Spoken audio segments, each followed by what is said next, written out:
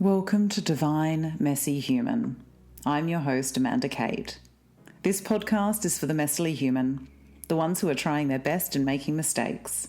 It is for those who want to embrace their messiness and learn to love it, realizing life gives us all lessons we need to learn. This is a space with no judgment, one where it is safe to show up as your whole authentic self and explore your mind, body, and soul. A word of warning, I can be a spiritual sailor, so if salty language offends, just cover your ears on occasion. I hope you enjoy this episode. Hello, divine, messy humans. I'm so just glad you're joining me today for this episode of the podcast. When people come to see me as clients, there are a couple of things that I notice in probably over 99% of them. First of all, when I ask people what they want, they will repeat to me a whole list of things that they don't want in their life any longer. So for example, they will say to me, I don't want to wake up in the night anymore. I don't want to feel sick anymore. I don't want to have this pain anymore. I don't want to experience this judgment anymore. I don't want to feel this way. And when I say to them and re-question, so what do you want?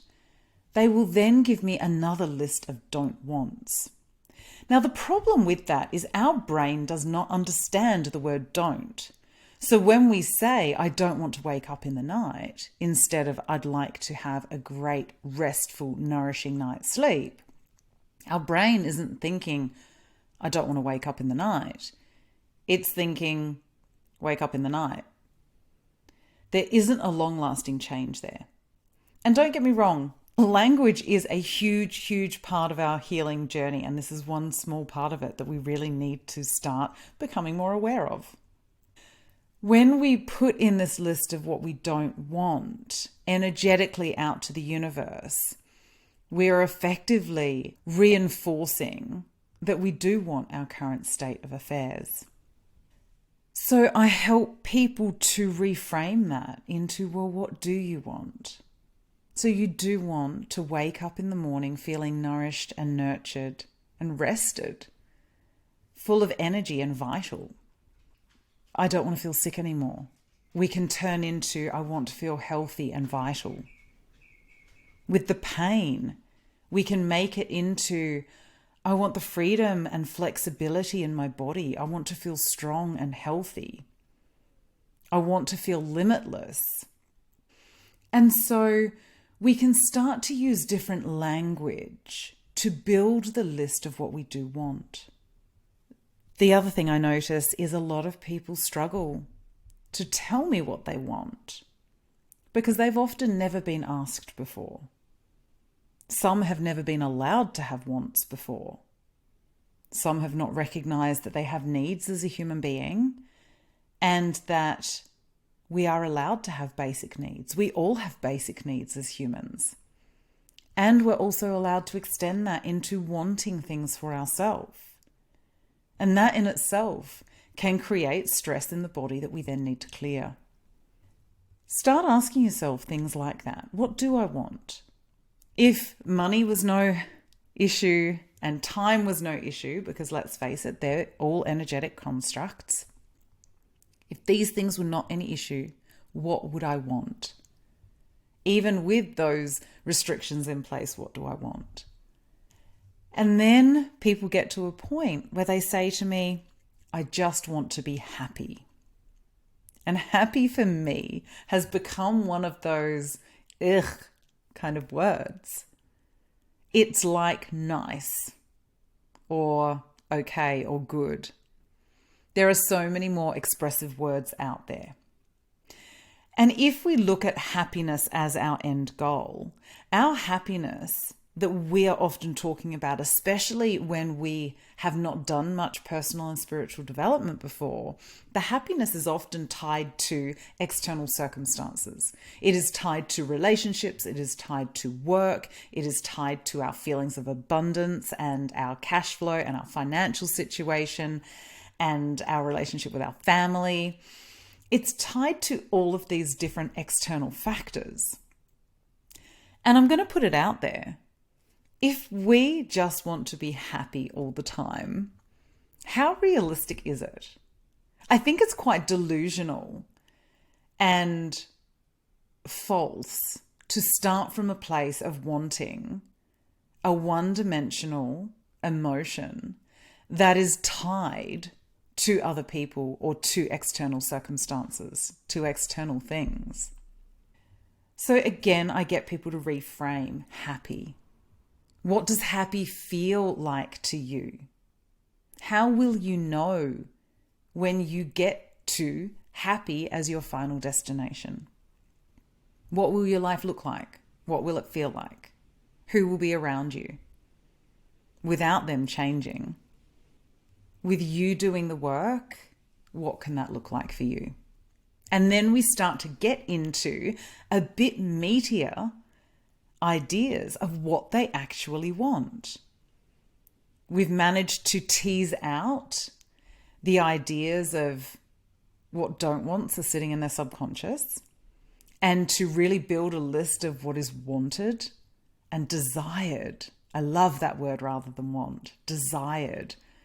Desire for me hits me right in that sacral chakra. It gets juicy and exciting. It feels attractive and it feels so much deeper. And it gives me so much more vitality and excitement to think of it as a desire. And when I feel into it that way, I have much more energy to go out and start working towards it, to take action steps towards it.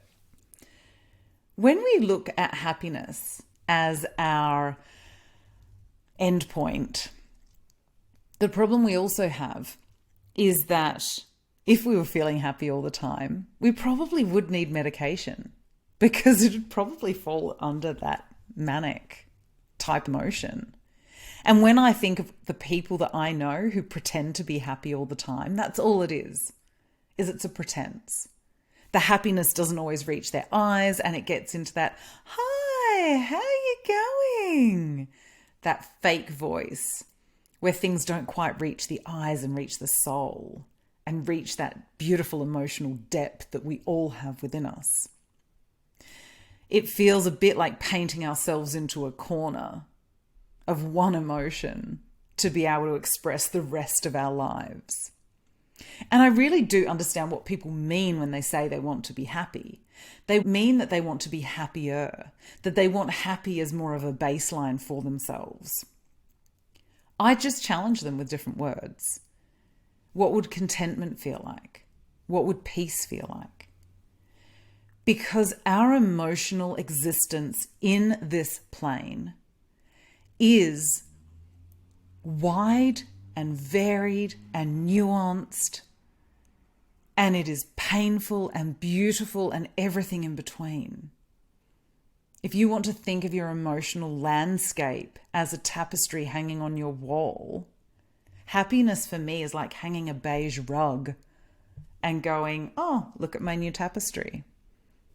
When we add all of those different emotions, the depth and breadth of what we can feel as humans, it adds color and texture and light and dark and shadows and highlights and everything in between. And we end up with this beautiful tapestry that we feel we can walk into that lights our soul on fire. And yeah, life is going to get tough. That is one of the things that we can guarantee in this world, is that shit happens. And that some days it feels like we are walking through ankle-deep molasses. It feels hard and heavy and challenging. And that's why I go for words like contentment and peace. Because in those times that I now go through, having done so many years of this personal and spiritual development work, when I am walking through those really challenging times and trying to navigate them, there is still this kernel inside me that is this soul deep knowing that I'm going to be okay. That this is one of my lessons to navigate, and that I will come out the other side a richer, deeper person for the experience. Potentially more broken open, but so far in my life, more broken open has never been a bad thing. It has allowed me to reach greater depths of empathy, of compassion, of grace, of love. It has really made my life so much richer, every single one of those challenges. And I'm going to put it out there that when we are in the messy middle of these challenges, there is no way in hell we want to think about this too shall pass, and this is a lesson that I need to learn. Because when we're in the messy middle, that just makes us want to hit people. It makes us angry because we know on some level that we're going through it for a reason. We know we are navigating these times to learn and to grow. And we know that this too shall pass. But it's not the right time to be told that or to have that message thrown at us. So, how could you reframe happiness in your life? Is there a different emotion that you feel is a more amazing thing to aim for? Is there a word that really hits you deep in your heart and soul that says, yes, that. If I can have that as an anchor point when life is tumultuous and I'm feeling untethered, if I can access that peace within me, then you know what? Even in the tough times, I'll be okay. The word I give that is peace, because it is like this little sanctuary that is between myself and my divine. Yet you can call it whatever you fancy.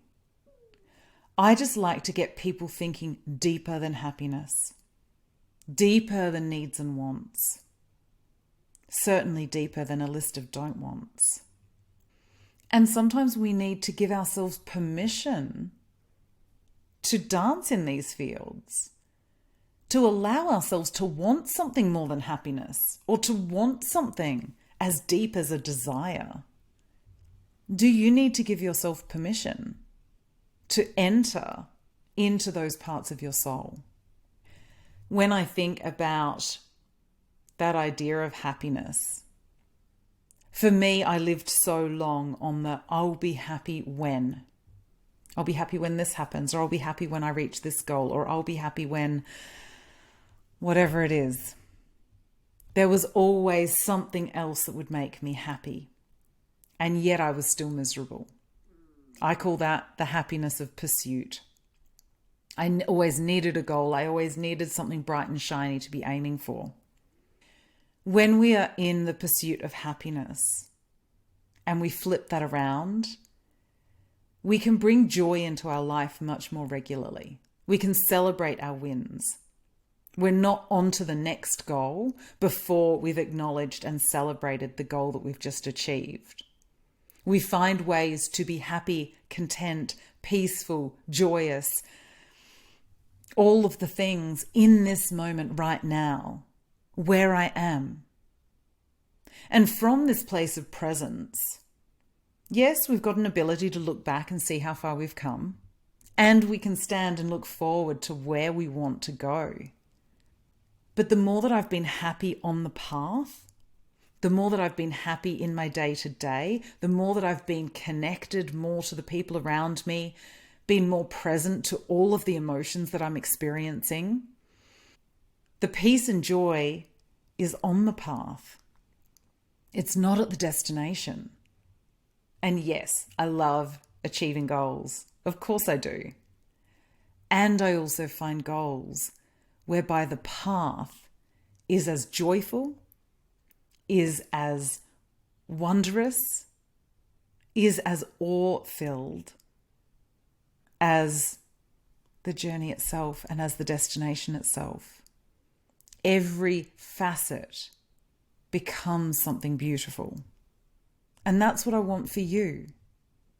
It really is what I want for you. So I'm going to give you a bit of homework.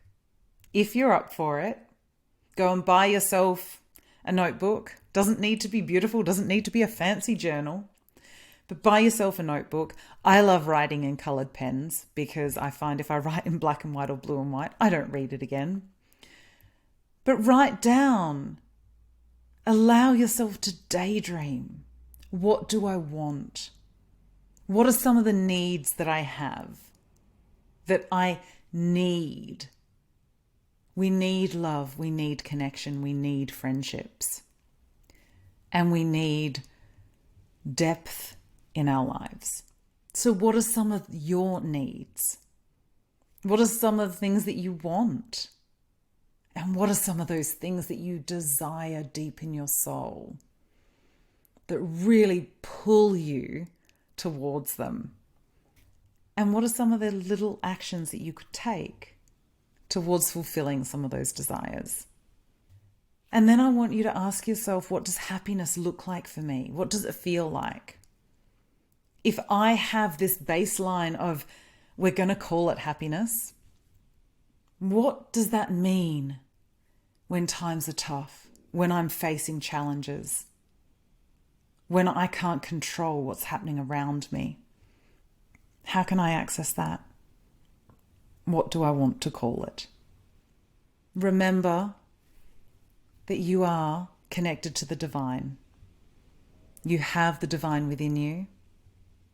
That your messiness is completely and utterly normal and part of our human experience.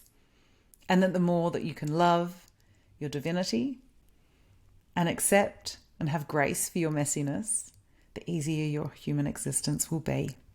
Sending you love until next time.